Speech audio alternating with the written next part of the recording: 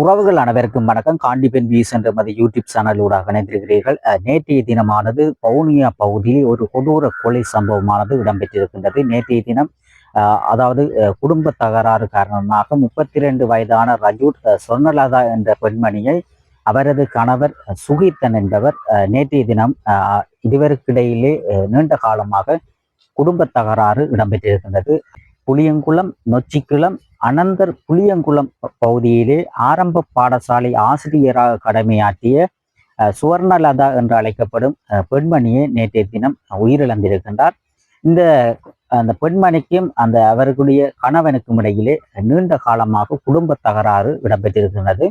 இந்த குடும்ப தகராறு அதாவது முற்றி அவர்களுக்கிடையிலே வாய்த்தாருக்கம் இடம்பெற்று அவர்களுடைய சண்டைகள் நடைபெற்று பின்னர் இருவரும் புளியங்குளம் போலீஸ் நிலையத்தில் சென்று கொண்டிருக்கும் போது சின்ன பூவரசங்குளம் பகுதியிலே ஒரு காட்டு பகுதியினர் என்ற பகுதியாக அந்த இடம் காணப்பட்டிருக்கின்றது. அந்த பகுதியிலே வைத்து அவரது மனைவி, அதாவது சுயிதன் அவருடைய மனைவி அந்த ஆசிரியையை நேற்றைய தினம் அவருடைய கழுத்தை அறுத்து அவர் கொலை செய்யப்பட்டு அவருடைய தலையை ஒரு பையில் ஷொப்பிங் பையில போட்டு புளியங்குளம் பகுதியில் இருக்கின்ற போலீஸ் நிலையத்திற்கு அவருடைய தலையை ஒரு கணவர் கொண்டு சென்றிருக்கிறார். கொண்டு சென்று அவர் போலீஸ் நிலையத்தில் சென்றவுடன் கூறியிருக்கிறார் போலீஸாருக்கு, என்னுடைய மனைவியை நான் கொலை செய்து விட்டேன். எனது மனைவியினுடைய தலை மோட்டர் சைக்கிள் டிக்கிக இருக்குது என்று சொல்லி சொன்னோன்னா போலீஸாருக்கு அதிர்ச்சியா போயிட்டு, இது என்னடாப்பா ஒரு குற்றவாளி குற்றத்தை செய்து போட்டு தப்பி ஓடுவதுதான் வளமையாக காணப்படுகின்றது. என்னுடைய மனைவியை கொலை செய்து அவருடைய தலையை நான் கொண்டு வந்திருக்கேன்னு சொல்லி டிக்கிக பார்த்தோன்னே போலீஸாருக்கு அதிர்ச்சியா போயிட்டு, இது என்னடாப்பா திடீரென எப்படி ஒரு தலையை கொண்டு வருகிறார் என்று சொல்லி போலீஸாருக்கு ஒரு அதிர்ச்சியா போயிட்டு இருந்தாலும் போலீஸார் அவரை கைது செய்து இந்த மனைவிக்கு என்ன நடந்தது அவருடைய தலையையும் எடுத்து கொண்டு அவர் கொலை செய்யப்பட்ட இடம், அதாவது சின்ன குள பகுதியிலே தான் அந்த மனைவியை அந்த காட்டு பகுதியிலே அவர் கொலை செய்திருக்கிறார். அப்ப அந்த மனைவியினுடைய உடல் பாகங்களை பெறுவதற்காக போலீசார் இவரையும் கூட்டி சென்று அந்த மனைவியினுடைய உடலை வைத்தியசாலைக்கு கொண்டு சென்று இருக்கிறார்கள்.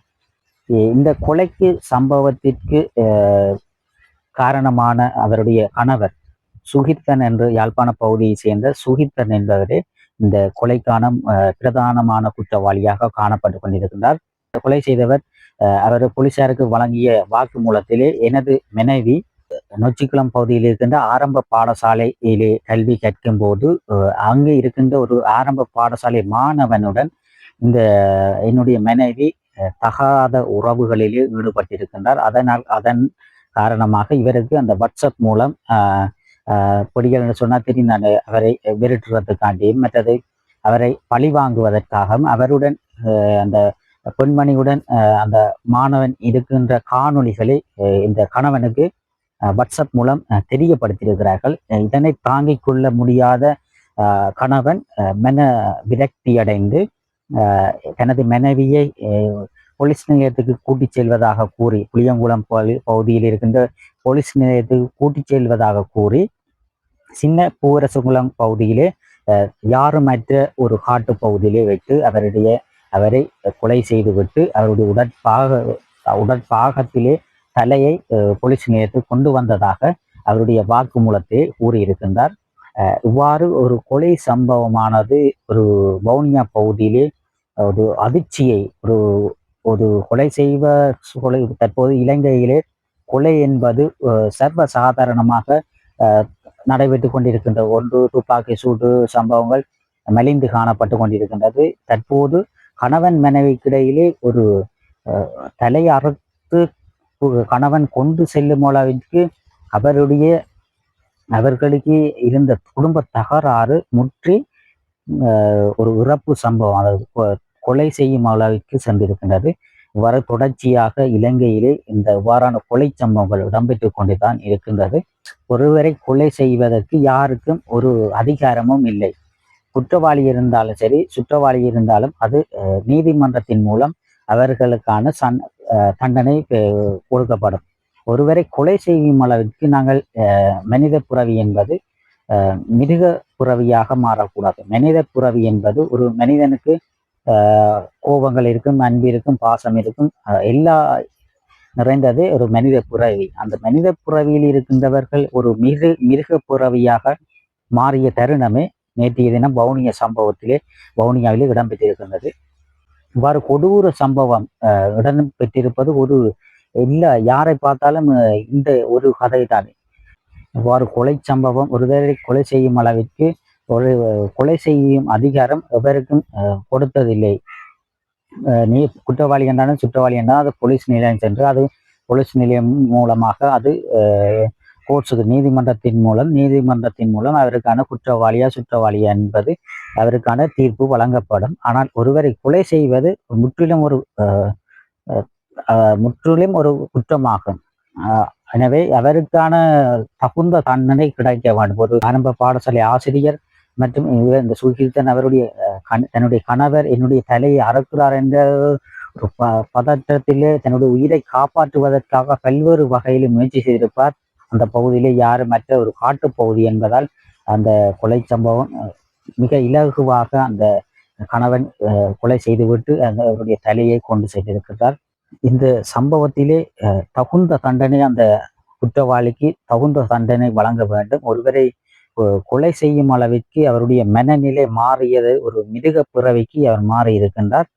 இந்த சம்பவத்திலே அவருடைய வாழ்க்கையும் தொலைந்து விட்டது, அவருடைய மனைவியினுடைய வாழ்க்கையும் தொலைந்து விட்டது. இதே சம்பவம் யாழ்ப்பாண பகுதியிலே பண்ணை கடற்கரை பகுதியிலே ஒரு ஆமியும் மற்றும் பல்கலைக்கழகத்திலே கல்வி கற்கும் ஒரு மாணவிக்கும் இடையிலே இவ்வாறான ஒரு சம்பவம் யாழ்ப்பாணம் பண்ணை பகுதியிலும் இடம்பெற்றிருந்த பண்ணை பகுதியிலே இருவரும் கதைத்து அவர் அந்த கொலை செய்தவர் அந்த சிங்கள பகுதி ஆமியும் பல்கலைக்கழக மாணவியும் இருவரும் சிங்கள ஆகலாம் யாழ்ப்பாணம் பண்ணை பகுதியிலும் இதே சம்பவம் நடைபெற்று அந்த பல்கலைக்கழக மாணவி உயிரிழந்திருந்தார். அதே சம்பவமானது வவுனியா பகுதியிலே இரண்டாவது சம்பவமாக நான் கேள்விப்பட்டிருக்கின்றேன்.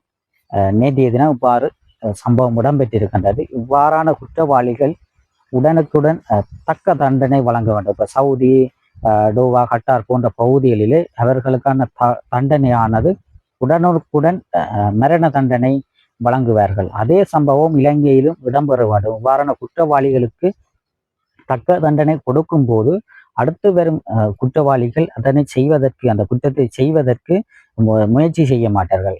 இனிவரும் காலங்களில் சட்டம் இறுக்கமாக இருந்து அவர்களுக்கு குற்றவாளிகளுக்கு நீதிமன்றம் தக்க தண்டனை கொடுக்க வேண்டும் என்பது பொதுமக்களாகிய எங்களுடைய வேண்டுகோள். இந்த சம்பவத்தால் இருவருடைய வாழ்க்கையும் தொலைந்து விட்டது.